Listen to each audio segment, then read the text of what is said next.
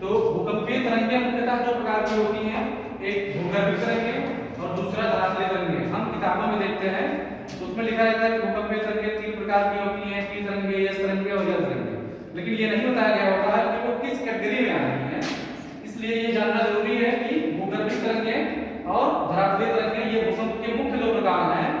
और भूगर्भीय तरंगों में दो तरीके की होती है, एक होती है पी तरंगें, दूसरा होता है यस तरंगें। पी तरंगों को हम कहते हैं प्राथमिक तरंग या इंग्लिश में प्राइमरी वेव्स। एस तरंगों को हम बोलते हैं इस सेकेंडरी वेव्स या द्वितीयक तरंग।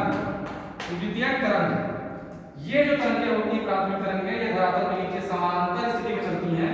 धरातल के नीचे कैसे चलती हैं? समानांतर कैसे होता है? ये देख लो एक फिगर, समानांतर ऐसे होता है।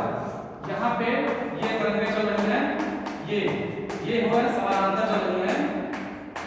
वहीं जो द्वितीयक तरंगें होती है, सेकेंडरी तरंगें होती हैं, वो ऊर्ध्वाधर चलती हैं। कैसे? ये ऊर्ध्वाधर हो रही है,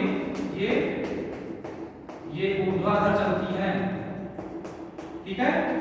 ये ऊर्ध्वाधर चलती है सेकेंडरी तरंगें। और बड़ी चीज क्या है कि इस तरंग को, प्राथमिक तरंग को हम अनुप्रस्थ तरंग भी कहते हैं और सेकेंडरी तरंग को, जो द्वितीयक तरंगें हैं, इनको हम अनुप्रस्थ तरंगें भी कहते हैं।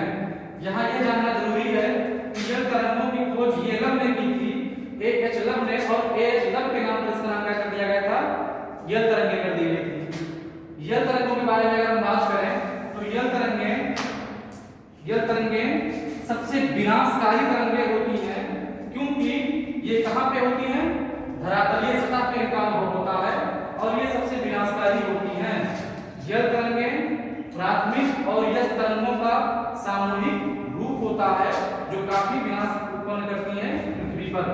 अब आप ये जानना चाहें कि प्राथमिक तरंगें और द्वितीय तरंगों में क्या फर्क है, तो प्राथमिक तरंगें समानांतर चल करके शैलों में संकुचन एवं फैलाव करती हैं।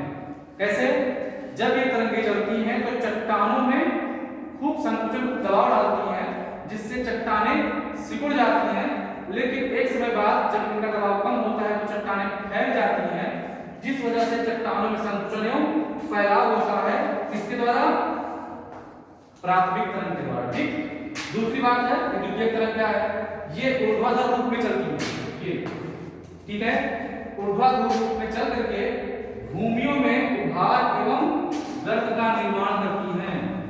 भूमियों में उभार एवं गर्त का निर्माण, जैसे कि जो भूमि है उस पर दबाव पड़ता है, उसका भाग ऊपर उठ जाता है, जिसे उभार के रूप में जानते हैं। लेकिन यही तरंगें पृथ्वी में गड्ढे का भी निर्माण करती हैं, गर्त का भी निर्माण करती हैं, जिसे हम क्या कहते हैं? द्वितीयक तरंगें कहते हैं। ये आपका था भूकंपीय तरंगों का प्रकार। और यहाँ ये जानिएगा, इन तरंगों में सबसे ज्यादा महत्वपूर्ण, सबसे ज्यादा खतरनाक सिर्फ और सिर्फ यह तरंगें होती हैं, और यह तरंगें सदैव धरातलीय सतह पर चलती हैं। यह तरंगें सदैव धरातलीय सतह पर चलती हैं। प्राथमिक तरंग को हम अनुप्रस्थ तरंग कहते हैं, अनुदैर्घ्य तरंग कहते हैं, और द्वितीय तरंग को हम अनुप्रस्थ तरंग कहते हैं। हम प्राथमिक तरंग का उदाहरण किससे दे सकते हैं? तो हम प्राथमिक तरंग यानी कि अनुप्रस्थ तरंगों का अनुप्रस्थ अनुदैर्घ्य तरंग का उदाहरण क्या है? ध्वनि तरंग में हम अनुदैर्घ्य तरंगों को देखते हैं, इसमें ध्वनि तरंगों में। और वही द्वितीयक तरंगों को, जिनको हम अनुप्रस्थ तरंगें कहते हैं, अनुप्रस्थ तरंगें कहते हैं, इनका एग्जाम्पल हो जाता है प्रकाश तरंग। हम अनुप्रस्थ तरंगों को प्रकाश तरंग में देखते हैं। तो ये आपका हो गया भूकंपीय तरंगों का प्रकार।